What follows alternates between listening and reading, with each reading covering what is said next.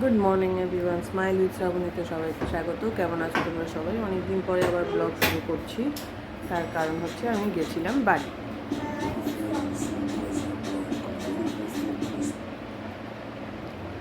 এবার বাড়িতে গেছিলাম, এখন আবার চলে এসেছি জামশেদপুর, তাই আবার স্টার্ট করলাম। সবাই কেমন আছো একটু জানাও। আমি মোটামুটি ভালো আছি। মেয়ের গরমের ছুটির জন্য গেছিলাম, আর আমার বাবি মাধ্যমিকে খুব ভালো রেজাল্ট করেছে, তোমাদের জানানো হয়নি, তাই এখন জানিয়ে দিলাম। মাধ্যমিকেও 90% স্কোর করেছে। একটু গলাটা খারাপ আছে, সেই কারণে একটু ঘ্যার ঘ্যার করছে, ঠান্ডা লেগেছে। আর আরেকজনের হচ্ছে সকালের ব্রেকফাস্ট হয়ে গেছে ওটস। তিনি ওখানে আছেন, এই যে তিনি আমার কাছে এবার আসছেন। এই যে গুড মর্নিং বলে দাও সবাইকে।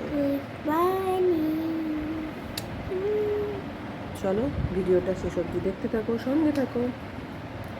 বাই। এই যে আমি একটু বেরোলাম এই রোদের মধ্যে মাসকাবারি জিনিসপত্র সব আনতে, যেহেতু আমায় মুদিখানা টুদিখানা সব কিছু আমাকে নিজেই করতে হয়, তাই আমি একটু বেরোলাম। মাসকাবারি ফর্দটা মুদিখানার দোকানে, পালদার দোকানে দেবো, আর টুকটাক কুচকাচ কিছু জিনিস নেব। প্রচণ্ড রোদের মধ্যে ছাতা নিয়ে আসাটা আমার উচিত ছিল, কিন্তু আসিনি। এই যাই হোক, চলে এসেছি দোকানে। এই যে এই পালদার দোকান থেকে আমি সব মাসকাবারি মুদিখানা নিয়ে আর একজন নিচ্ছিল, তাই দিলাম। ফর্দটা দিয়ে আমি কিছু জিনিস টুকটাক নিয়ে আমি আবার চলে এসেছি। এবার চলে আসার ইয়েতে বাড়ি থেকে যে টুকটাক ফুচকার জিনিসগুলো নিলাম, একটা ফ্রুট কেক নিয়েছিলাম, একটা ডায়েট কোক নিয়েছিলাম, আর হচ্ছে গিয়ে মেয়ের জন্য গ্লুকোজ নিয়েছিলাম, আর হাজব্যান্ডের জন্য একটা ছাঁচ নিয়েছিলাম, শাশুড়ির জন্য একটা গ্লুকোজ নিয়েছিলাম। সেগুলো নিয়ে তাড়াতাড়ি করে চলে এলাম বাড়িতে এখনও পৌঁছাইনি, কিন্তু যা রোদের চক্করে আমার মাথা খারাপ হয়ে যাচ্ছে। এত রোদটা এত গায়ে লাগছে, পুরো মনে হচ্ছে যে অজ্ঞান হয়ে পড়ে যাবো, এরকম টাইপের রোদটা প্রচণ্ড গায়ে লাগছে। এই যে আমাদের মেন রোড, আমাদের এখান থেকে অবভিয়াসলি খুব বেশি দূরে নয় বাজার, তাই হেঁটেই গেছিলাম, নাহলে স্কুটি নিয়ে যেতাম। আর গাড়িটারও একটু সমস্যা হচ্ছে, গাড়িটা সার্ভিসিংয়ে দিতে হবে, সেই কারণে হেঁটে গেলাম। হেঁটে গিয়ে একটুখানি মেদও ঝরে গেল, এই আর কি। মোটাও হয়ে যাচ্ছে, অনেক দিন ধরে জিমেও যাওয়া হয় না, ডবল চিন দেখা যাচ্ছে, দেখতে পাচ্ছ। যাই হোক, এবার আজ থেকে চেষ্টা করা, জিমে যাওয়ার ইচ্ছা আছে, কিন্তু জানি না কী হবে। এবার এই বাড়িতে পৌঁছে গেছি। না, মেয়েটা হচ্ছে গিয়ে এই যে এগুলো নিয়ে খেলা করছিল, এই যে ওর হ্যাপি বার্থডের লিভ প্লেটগুলো নিয়ে, ব্যাস। তারপরে দুপুরে ঘুম পাড়ালাম। এই যে আমাদের বিকালে জামশেদপুরের ওয়েদার, দারুণ হাওয়া দিচ্ছিল। আমি ছাদে জামা কাপড় আনতে গেছিলাম, আরে বাবা, জামা কাপড় উড়ে, একটা জামা উড়ে, তোমাদের দাদার একটা জামা উড়ে পুরো বেল গাছের মধ্যে আটকে গেছিলো। দারুণ ওয়েদার ছিল, অসাধারণ লাগছিল, খুব সুন্দর হাওয়া দিচ্ছিল, কিন্তু বৃষ্টি হচ্ছে না। জামশেদপুরে বৃষ্টি হয়নি, কোথাওই বৃষ্টি হয়নি। অ্যাকচুয়ালি হাওয়ার জন্য বৃষ্টি টিষ্টি সব উড়ে যায়, বৃষ্টিটাও হয় না। এত জোরে জোরে হাওয়া দিচ্ছিল, ছাদে যখন গেছিলাম মনে হচ্ছিলো উল্টে পড়ে যাব, সেই জন্য ছাদে গেলাম। এই যে বসে রয়েছি। সকালে ফর্দ দিতে গেছিলাম, সেটা আনতে যাওয়ার আগে একটা আমাদের এখানে জামশেদপুরে মিলেনিয়ামের পার্কের সামনে একটা ফুচকার দোকান দিয়েছিল, তাই সেখানেও ফুচকা খেতে গেছি। এই ফুচকার দোকানে একটু গেছিলাম দেখতে যে কিরকম কী রেট আছে, আর ওখানে মকটেলও পাওয়া যাচ্ছে, জানো তো, তাই একটু গেলাম।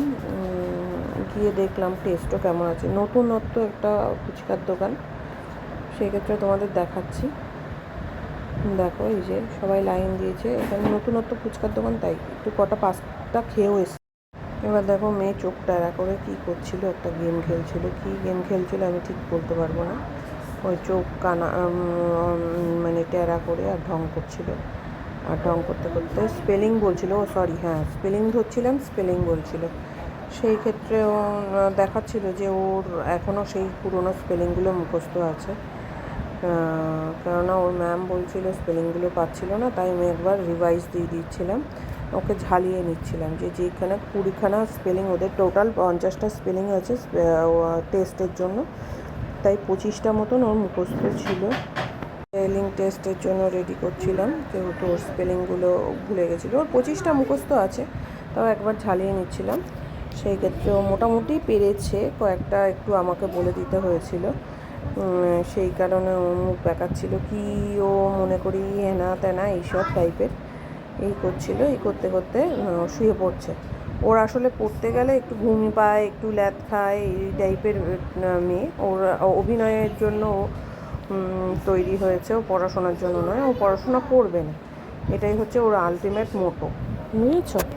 আর এইভাবে ওর পড়াগুলো করছিলাম, আর ও নাটক করেই যাচ্ছে। আর স্পেলিংগুলো একটুখানি বলছে, আবার চুপ হয়ে যাচ্ছে, আবার বলছে, আবার চুপ হয়ে যাচ্ছে। হ্যাঁ, মাঝে আমি খুব বকছিলাম ওকে, বকতে বকতে ফেড আপ হয়ে যাচ্ছিলো।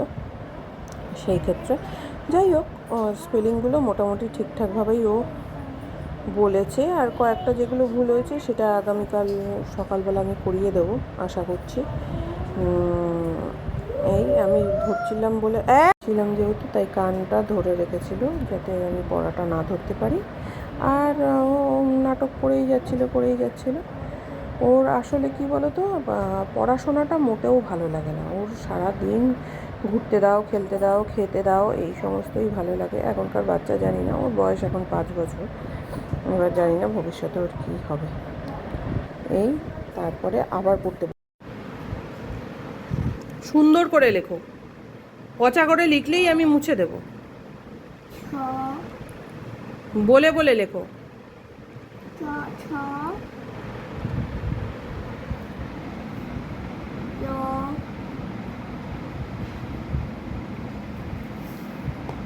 সুন্দর করে লেখো।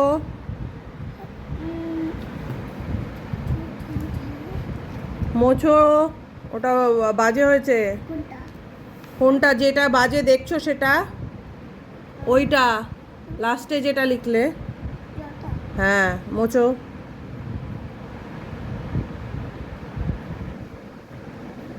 পড়ার সময় কোনো অভিনয় নয়, সুন্দর করে পড়ো।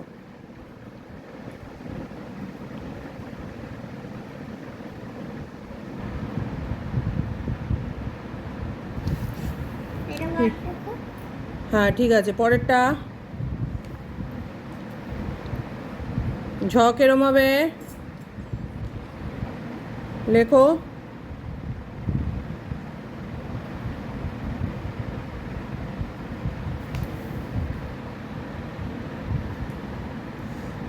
তাড়াতাড়ি লেখো, তাড়াতাড়ি লেখো। পড়ার সময় নাটক না করে তাড়াতাড়ি পড়াশোনা করো।